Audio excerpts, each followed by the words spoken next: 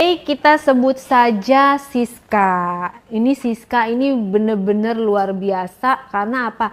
Dia mau menceritakan lagi kisahnya yang sudah pernah dulu dia ceritakan. Mungkin ada kisah-kisah yang belum diceritakan di video kemarin gitu ya.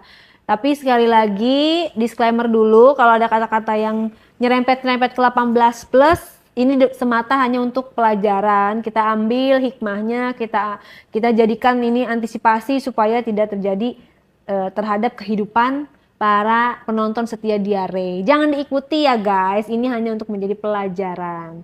Disclaimer dulu, jangan ini apa sih, konten apa sih, gak jelas.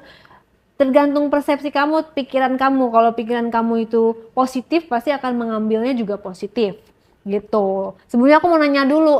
Halo Kare. Kamu apa kabar Siska? Baik. Kare gimana kabar? Baik. Baik. Oke. Itu mertua kamu gimana jadinya, apa kabar? Mertua aku masih lanjut sama mertua aku. Terus suami kamu? Suami aku sama sih. Hubungan kita masih belum baik Kare. Masih bukan agak lagi, sebenarnya udah renggang sebenarnya. Jadi kan terakhir kamu cerita dia tahu kan akhirnya. Dia tahu.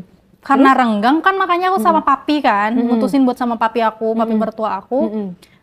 Nah, di situ kan udah renggang. Makin kesini juga makin renggang. Jadi kayak makin dia bodo amat ke aku gitu loh. Walaupun kamu udah ketahuan, kamu nggak berusaha menjelaskan. Aku nggak berusaha menjelaskan di awal waktu itu ya. Aku menjelaskan ke dia bahwa aku kayak gini tuh karena sikap dia, nggak beri nafkah batin, nafkah secara materi juga kurang ya kan. Ada perbaikan dari suami?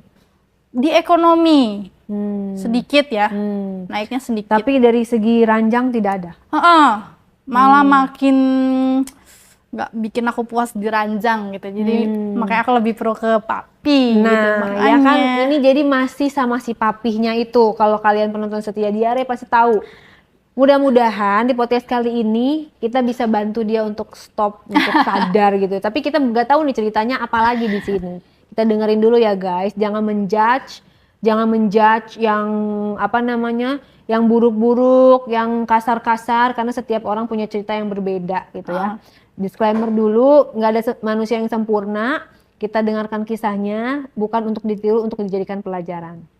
Jadi sama papi kamu itu kan kemarin ketahuan, terus akhirnya suami bisa nerima. Itu gimana ceritanya? Iya, akhirnya kan aku memutuskan, sebenarnya awalnya itu dia nggak nerima, karena aku jelasin kenapa aku sama papi kamu, karena aku memang tidak ada kepuasan batin yang dikasih oleh kamu, aku bilang gitu kan. Dan butuh kasih sayang, perhatian. Iya, aku nggak dapat itu, walaupun secara materi dapat, tapi menurut aku materi kurang, batin kurang, sampai akhirnya aku lampiasin ke papi dong.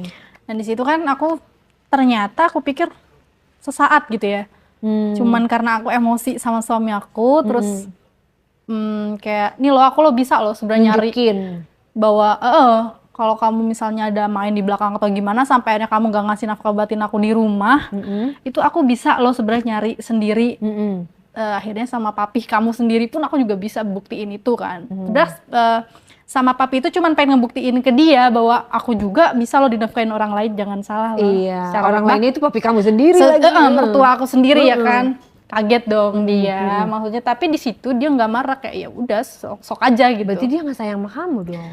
Aku nggak tahu nih, dia itu belakangan ini jadi kayak di rumah itu pendiam ya kan. Shock lah mungkin.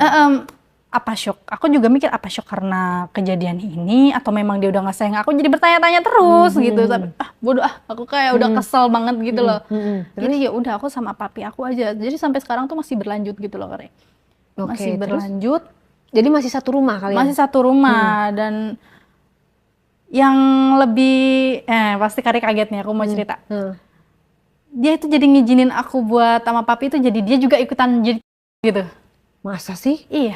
Gimana ceritanya? Kok bisa dia nerima semudah itu?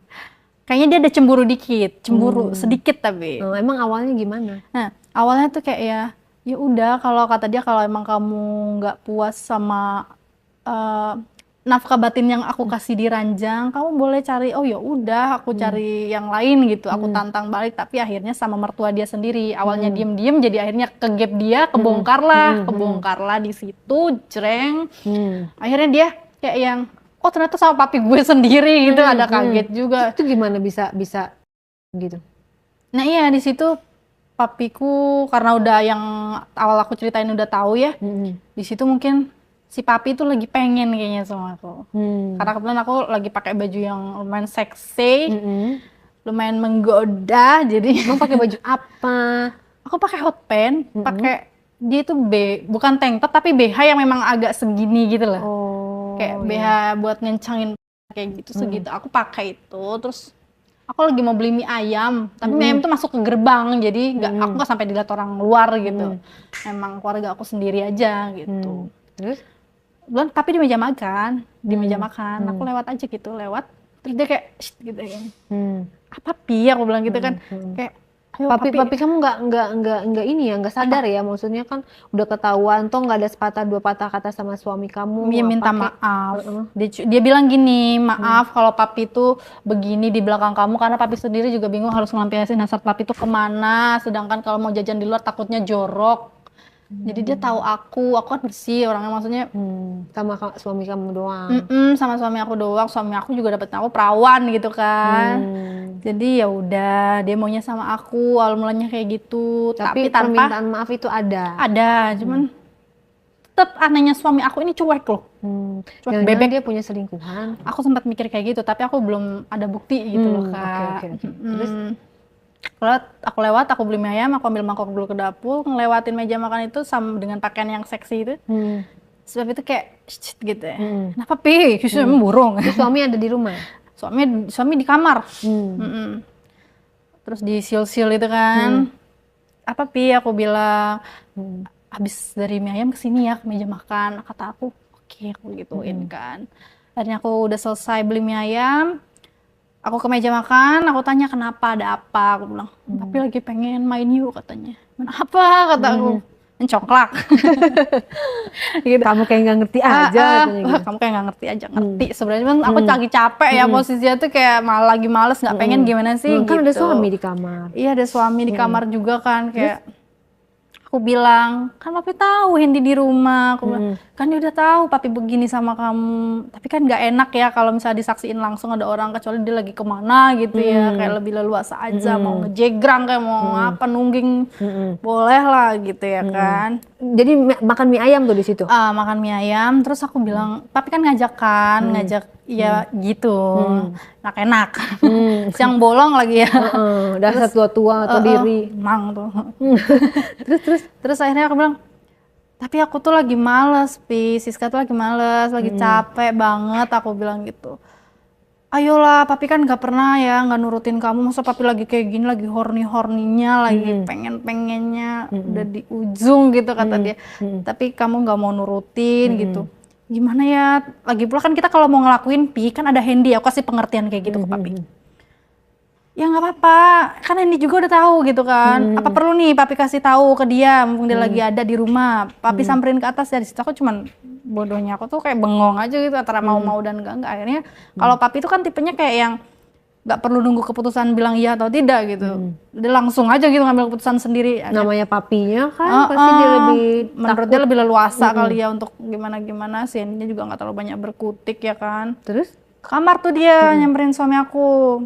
Dia bilang gini, papi lagi pengen papi pinjemnya istri kamu ya gitu katanya. Terus suami aku dengan cueknya tuh kayak yang, oh ya udah pakai aja gitu. Akhirnya dia bilang, tuh kata suami kamu boleh tuh main katanya.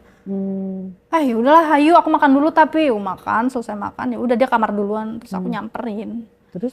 Nah pas aku nyamperin itu si Hendy lagi lewat mau kamar mandi nih, pakai sempak doang kan dia kalau di rumah gitu kadang kan karena emang pakai apa tuh kaos kutang ya, udah gitu ngelihat kayaknya, terus kayak dia buka pintu kayak udah belum, orang lagi enak-enak begini tanyain udah belum, belum katanya sambil jalan gitu dong. Jadi dia ngeliatin. Iya ngeliatin, terus udah belum gitu. Aku nggak tahu tumben nanya belum, kenapa kata Cipapi teh gitu ya.